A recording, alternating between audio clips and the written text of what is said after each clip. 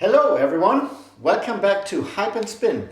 Today I'm going to talk about how to give your BMW R18 the sound it deserves. And I'm not talking about the engine, I'm actually talking about the horn. This is a stock horn that we are going to replace with a proper horn from the 5 car series. You notice here it positions perfectly into the same position like the original stock horn, and the opening of the horn is towards the bottom once you place it correctly. So let me tell you how to do it. So first of all, you actually need the horn.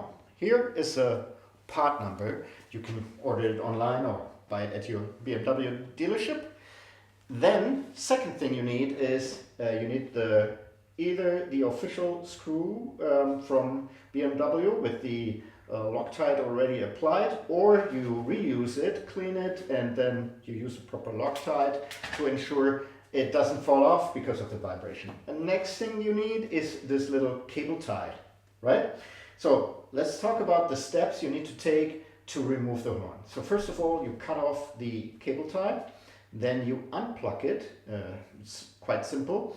You should take note of how the cable is running, because there's also the exhaust and you don't want the cable to get in touch with the exhaust, so please make a mental note or make a picture.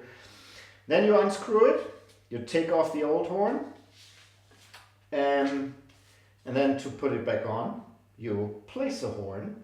And notice this is the official BMW documentation. They use actually a car horn in their documentation, but the opening will be towards the bottom, as you saw earlier. Then you plug it in. You make sure you tie the cable like before, and you put the screw back in. Don't forget the Loctite if you reuse the screw, or you buy the proper screw. This is the size of the screw you need, and you need to tie it with 19 Newton meters. So, having done that change, you will move from this sound to this sound. Much better, much richer, and that's the proper sound for the R18. Thanks for watching. Please click like or subscribe or leave a comment, and I see you in the next one.